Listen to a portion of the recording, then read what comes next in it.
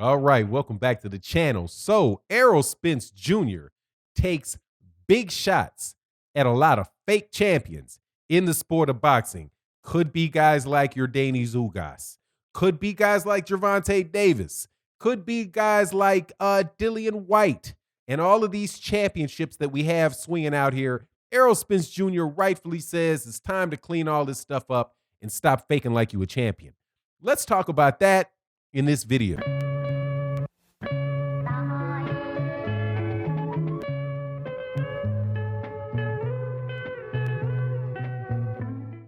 All right, welcome back to the channel. So, Errol the Truth Spence Jr., WBC welterweight champion of the world, IBF welterweight champion of the world, who's about to fight Danny Garcia in a pay-per-view event that's taking place later this year, comes out on Twitter and says, and I love this dude's Twitter account, man, because he cuts to the chase, man. He really does. He says a whole bunch of people out here with all of these belts.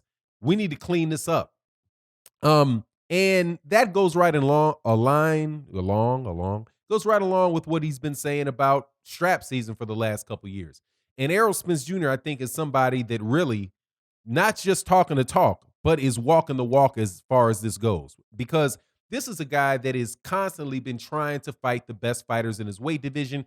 And even when he has an option not to, where he could still get big paydays and not fight top fighters, he still chooses to fight top fighters, right? So take, for example, the fact that Errol Spence Jr. has a better excuse to take a extremely soft touch fight than anybody in boxing. The guy just came off of a car accident a year ago, a little less than a year ago, where his Ferrari flipped over 11, 12 times, right? And people like myself were watching what was going on, wondering if he was, whether or not we were ever going to see him box again, right? Or whether or not we're ever going to see him healthy again. Not only does he come back healthy, he immediately comes back and says, look, man, I'm going to fight, and I'm going to fight I'm fighting top quality opposition. I don't need a warm up. I don't need a tune up. If Danny Garcia is my mandatory, give me Danny Garcia. No, ain't no need for me to step back and fight somebody else. And I guess the reasoning is that if I can't beat Danny Garcia, I don't deserve to be the champion. That's the message that I got.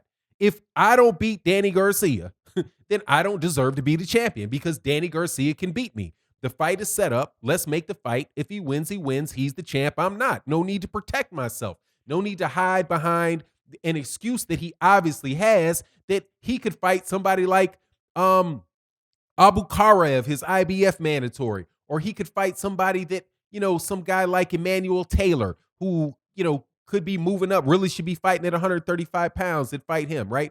But he doesn't do that. That's why I'm saying that this guy has standing to say this.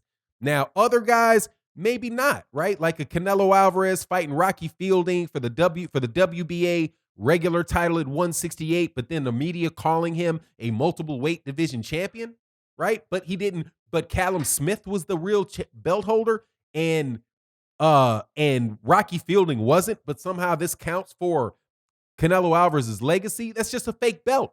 Canelo Alvarez was never a champion at 168 pounds because he never fought the best guy, even in that sanctioning body, let alone the best guy in the division. But you have people calling him a former 168-pound champion, which is just not true, right? You could also look at things like Yordenis Ugas. Now, I'm a big fan of Yordenis Ugas. I think he's a very, very good fighter.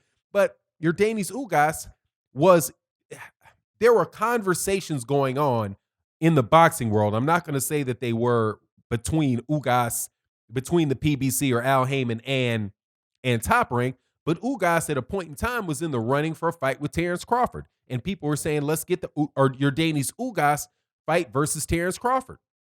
But Yordenis Ugas was then offered a shot at the WBA regular title. And he's like, no, I got to take this because this is my chance to win a world title. How can that be a world title when Manny Pacquiao was the WBA super champion? He just beat Keith Thurman. So if Keith Thurman's the champion, if Manny Pacquiao's the champion, how can Yordenis Ugas be the champion? Right? It's just ridiculous. And then there's a very good article. Shout out to Boxing News 24 because I'm going to take a list that I got from them. but it's important to give them their credit because, good art, good.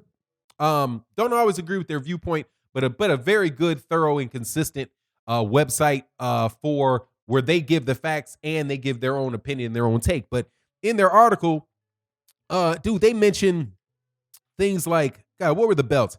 The WBC Diamond, right?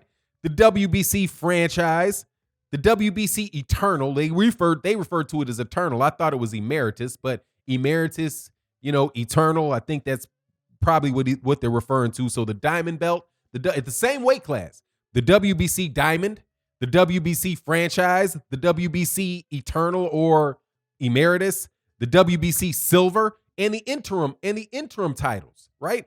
So that's the WBC in one weight class, 5 extra belts, right? So, like, for example, Rolly Romero, where people thought Rolly Romero got a gift decision against Jackson Marinez on the Showtime card last week.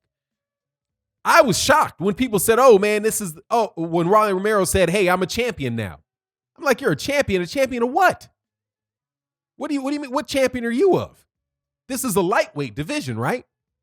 Lomachenko holds the WBA and the WB and the IBF.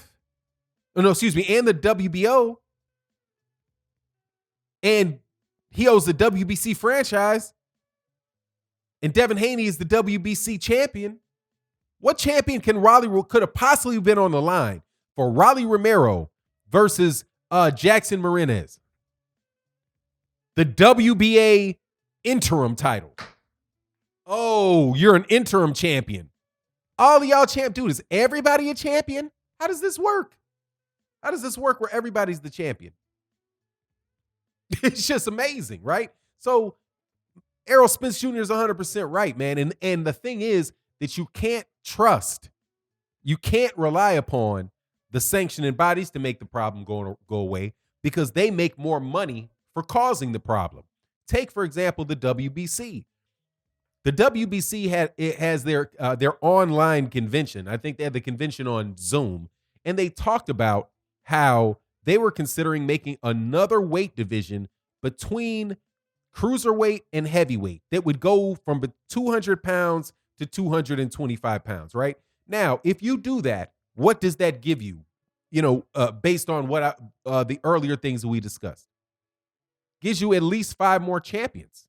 As many as 5 more champions for the WBC, which means it gives you as many as 20 more champions if you spread that on through the 4-weight division.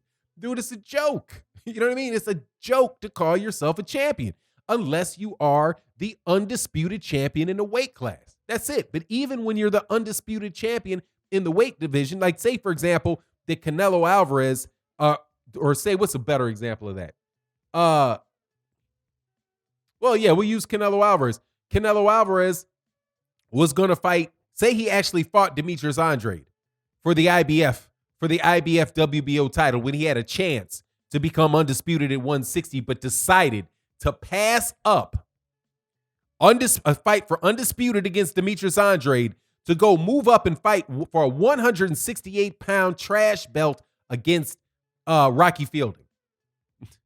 But just assume that Canelo Alvarez did what would have been the right thing to do, in my opinion, and fight Demetrius Andrade. And he beats Demetrius Andrade, and now he's got all 4 major championship belts. Oh, but does he? Because who's the WBC or the WBA interim title?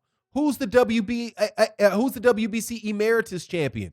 Does he lose this? He wasn't the franchise champion yet. It's nonsense. It's nonsense.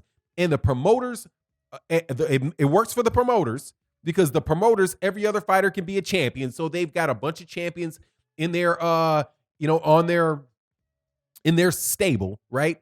It works for the TV. It works for the sanctioning bodies because every time there's a belt, there's a fee. So they're getting paid off 5 champions in a weight class instead of 1 champion in a weight class. So it works out for them, right? It works out for the trash ass fighters, the middle of the road fighters that will say, "Oh, I can get a fight against this guy, win this belt. Now I'm a champion," right? But if you're a champion, does that mean that where you go from there? You're already a champion. So what's the importance of going to try to get the bigger fights against the other quote unquote champions? It's ridiculous, man. It's just ridiculous. And people like the WBC and the WBA are trying their best to make it worse. Anyway, boxers are going to have to settle that out. And I don't even know how that's going to play out. So anyway, that's my take on the matter. You let me know what you think. And with that, I'm out. Peace.